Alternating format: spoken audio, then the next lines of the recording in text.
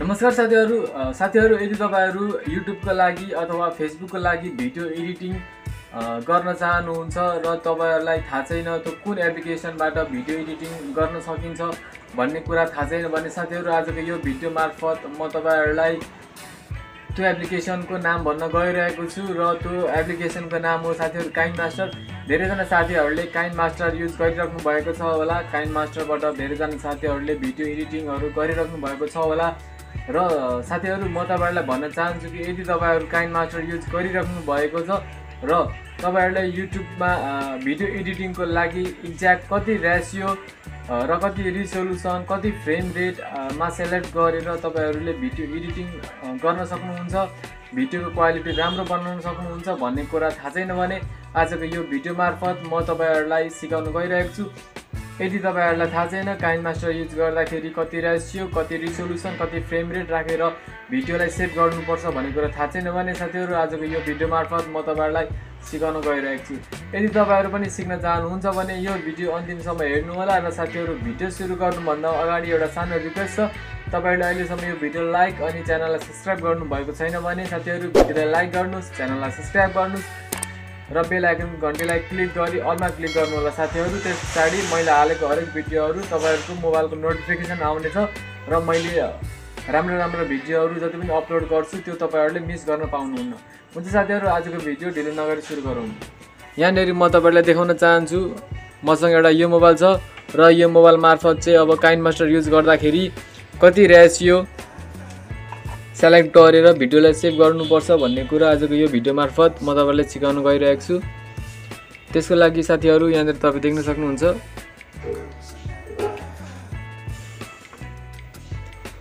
सबभन्दा सुरुमा साथीहरु यो काइनमास्टर छ। यो काइनमास्टर ओपन गर्नु होला।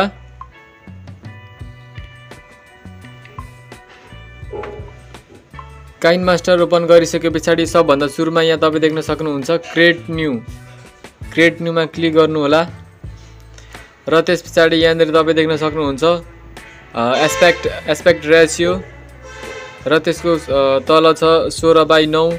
16:9 मा चाहिँ तपाईहरुले फेसबुकको लागि भिडियोहरु एडिटिङ गर्न सक्नुहुन्छ, युट्युबको लागि भिडियोहरु एडिटिङ गर्न सक्नुहुन्छ।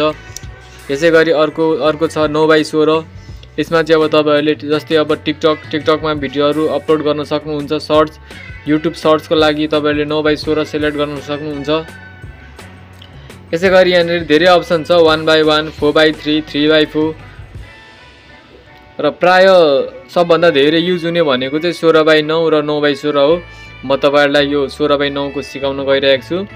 त्यसपछि त्यसमा क्लिक गरेर यहाँ क्रिएट भन्ने अप्सन छ, यो क्रिएटमा क्लिक गर्नु होला। क्रिएटमा क्लिक गरिसकेपछि यस प्रकारको इन्टरफेस तपाई देख्न सक्नुहुन्छ। त्यसपछि तपाईहरुले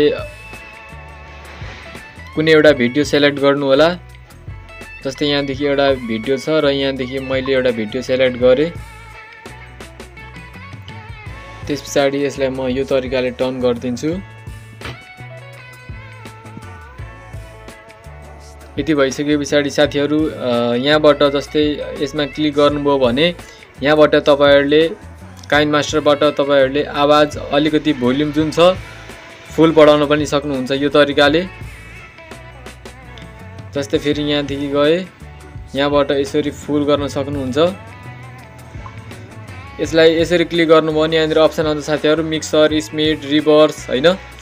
स्क्रोल गर्दै जानुभयो भने यहाँदेखि तपाईहरुले भोल्युम देख्नुहुन्छ। यो भोल्युम इन्भल्भ लेखेको छ, यहीबाट यो तपाईहरुले भोल्युम बढाउन सक्नुहुन्छ। यसैगरी यसलाई अब जस्तै अब यसलाई ग्याप बनाउन चाहनुहुन्छ भने यसलाई क्लिक गरेर यहाँदेखि ट्रिम एन्ड स्प्लिट भन्ने अप्सन छ, यसलाई क्लिक गरेर यहाँदेखि तपाईहरुले स्प्लिट गर्न सक्नुहुन्छ। साथै यसलाई अब योदेखि उताको डिलिट गर्न चाहनुहुन्छ भने यसलाई फेरि क्लिक गर्नु होला। त्यसपछि फेरि यो ट्रिममा लेखेर ट्रिम लेफ्ट गर्नु होला।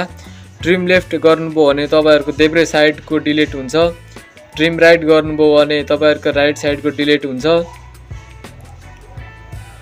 जस्तै यसलाई मैले राइट गरे, राइट गर्दाखेरि मेरो राइट साइडको सबै डिलिट भयो र यो जुन ग्यापिङहरु छ यसमा तपाईहरुले जस्तै यो थिचेर यसलाई अलिकति नयाँ प्रेजेन्टेसनहरू पनि बनाउन सक्नुहुन्छ। जस्तै यसलाई मैले स्प्रिन्ट गरेँ, यति गरिसके जस्तै म तपाईँलाई यो भिडियो सेलेक्ट गरेर देखाउँछु।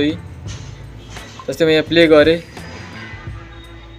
हो यो तरिकाको तपाईँहरूले बनाउन सक्नुहुन्छ यो तरिकाले। यसै गरी अब म यो भिडियोलाई सेभ गर्न चाहन्छु। भिडियोलाई सेभ गर्नको लागि यसमा क्लिक गरेर यो जुन तपाईँ रिजोल्युसन देखिराख्नु भएको छ, यो रिजोल्युसन भनेको तपाईँहरूको 1080p हुनुपर्छ र फ्रेम रेट तपाईँ यहाँ देख्न सक्नुहुन्छ। फ्रेम रेट भनेको 30 हुनुपर्छ। त्यस पछाडि सेभ एज भिडियो गर्न सक्नुहुन्छ र यस पछाडि साथीहरू तपाईँहरूले एडिट गरिसकेको भिडियोहरू युट्युबमा फेसबुकमा सजिलैसँग अपलोड गर्न सक्नुहुन्छ र योबाट गरेको जुन भिडियोको क्वालिटी हुन्छ, भिडियोको क्वालिटी पनि राम्रो आउँछ। साथै आवाज पनि तपाईँहरूको जुन भिडियो रेकर्डिङ गर्दाखेरि गर्नुभएको आवाज त्योभन्दा पनि ठुलो आउँछ। यो तरिकाले साथीहरू तपाईँहरूले सजिलैसँग काइनमास्टरबाट भिडियो एडिटिङ गर्न सक्नुहुन्छ। काइनमास्टरबाट तपाईँहरूले धेरै थोक एडिटिङहरू गर्न सक्नुहुन्छ। आशा गर्दछु यो भिडियो हेरिसके पछाडि तपाईँहरूले पनि सजिलैसँग काइनमास्टर युज गर्न सक्नुहुन्छ।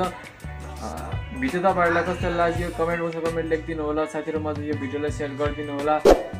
अन्तिमसम्म भिडियो हेर्नु भएकोमा र च्यानललाई सब्स्क्राइब गरिदिनु भएकोमा तपाईँहरूलाई धेरै धेरै धन्यवाद छ। आउने अर्को भिडियोमा म फेरि तपाईँहरूको लागि यस्तै महत्त्वपूर्ण भिडियोहरू निरन्तर रूपमा लिएर आउनेछु। आजको यो भिडियोमा म तपाईँहरूलाई यति सिकाउँदै बिदा माग्छु। हस्त, धन्यवाद, टाटा, बाई बाई।